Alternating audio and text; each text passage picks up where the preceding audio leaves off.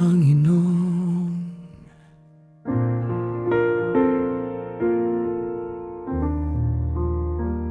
Turuan mo akong bilangin ang aking mga araw,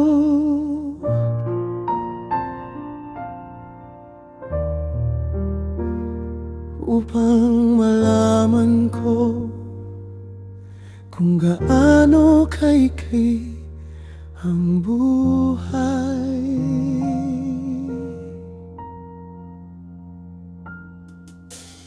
Babantayan ko ang aking mga salita, hindi ako magpapadala sa galit. Mananahimik ako sa harap ng masama, upang hindi ako magkasala sa aking dila. Ngunit habang ako'y tahimik, lalo lamang lumalim ang aking sakit. Ang puso ko'y parang apoy na nag-aalab, hanggang hindi ko na kayang manahimik. Kaya nagsalita ako sa iyo, Panginoon. Turuan mo ako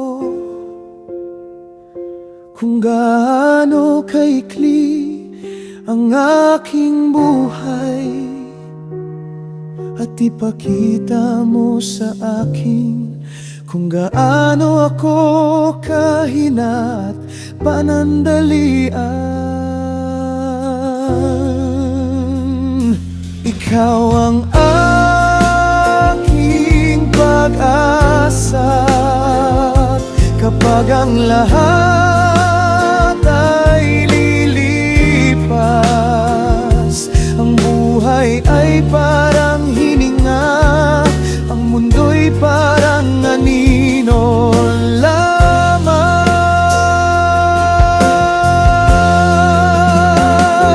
Ikaw ang aking pag-asa, hindi sa kayamanan ako aasa. Kapag ang lahat ay mawala, ikaw pa rin ang aking pag-asa.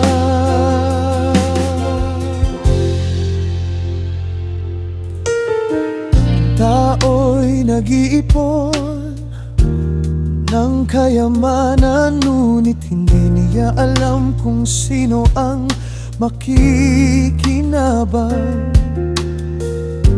Tumatakbo tayo, nagpapakapagod, ngunit hindi natin alam kung gaano katagal. Ang lahat ay parang hamog, parang anino dumaraan. Ngunit sa gitna ng maikling buhay, may isang hindi nagbabago. Kaya ano pa ang aking hihintayin? Saan ko ilalagay ang aking pag-asa? Hindi sa yaman, hindi sa lakas, sa iyo, Panginoon. Aking pag-asa, kapag ang lahat ay lilipas. Ang buhay ay parang hininga, ang mundo'y parang anino lamang. Ikaw ang aking pag-asa, hindi sa kayamanan ako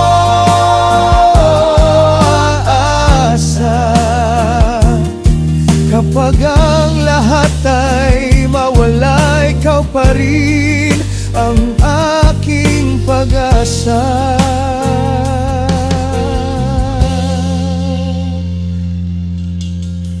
Naririnig mo ba ang aking panalangin? Nakikita mo ba ang aking mga luha? Ako'y isang manlalakbay lamang sa mundong hindi ko maaring manatili. Kaya turuan mo akong mamuhay nang may karunungan at kababaang loob. At habang may araw pa sa aking buhay, hayaan mong ikaw ang maging pinakamahalaga.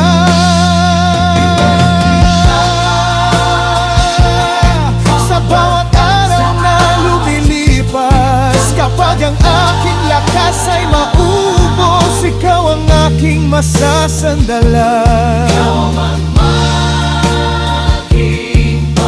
Sa buhay na mabilis na lumilipas,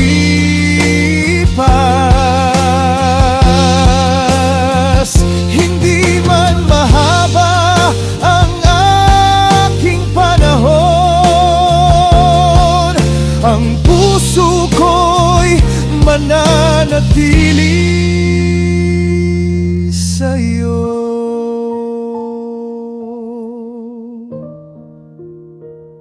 Turuan mo akong mamuhay, turuan mo akong magtiwala, habang ako'y narito. Ikaw ang aking pag-asa. Ang buhay ay parang hininga, ang lahat